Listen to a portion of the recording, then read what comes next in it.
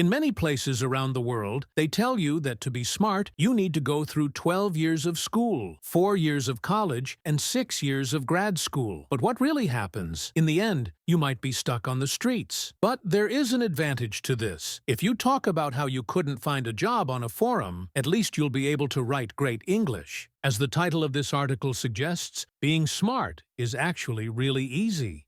If you think you're not smart enough, when you compare yourself to other animals, you'll realize just how strong you actually are. When you think about this, I want to be smarter can mean a lot of things. Learning useful skills, making money from those skills, solving problems well, getting better grades, learning tough stuff, and doing all of this without showing off. We also want people to listen to us with respect when we talk, but we don't want to come off as nerdy either.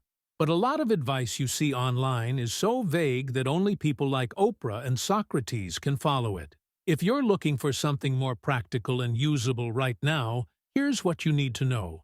Eat blueberries because they're good for your brain. Try drinking black coffee. Exercise more. Sleep better. Take IQ tests. And listen to classical music. These all sound good, but at some point, you actually have to learn something. In the past, there were some geniuses who spent most of their days sitting at a desk, only sleeping for 2 to 4 hours. So, what should you do to be smart?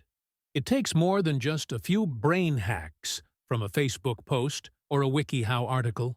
The most important thing is to read. So, what should we read? The answer is simple. Any kind of reading helps.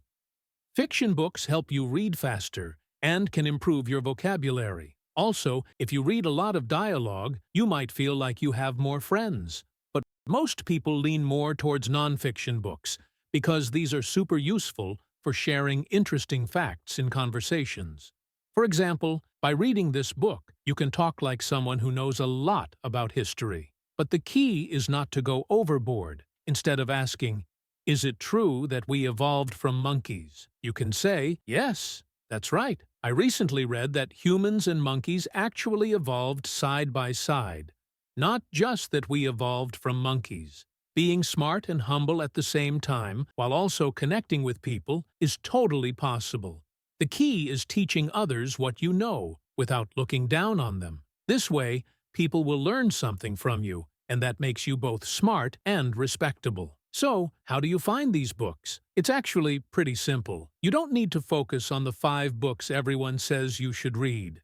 Just think about a topic you're interested in, like cleaning. Then, search for books on cleaning. Boom! You found an interesting book. A lot of times, these books might be paid, but if you look in the right places, you can find free downloads. While reading books, another thing you'll notice is that information sticks when you put it into practice. After reading a book on cleaning, for example, go clean a room. This is how your brain makes that information stick. These are some ways to be smarter. Just keep using what you learn. Some people think repetition or spaced repetition will make them smarter. But in reality, practicing with real problems makes it easier to remember what you've learned.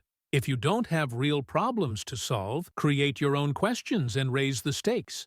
For example, imagine you're hanging off the edge of a cliff, and the only way to get saved is to count human cells. These are some quick ways to get smarter. Now, textbooks are also an important resource. There's no useless information in them, just useful knowledge and lots of practice questions. If you can't solve the questions, go back and try again.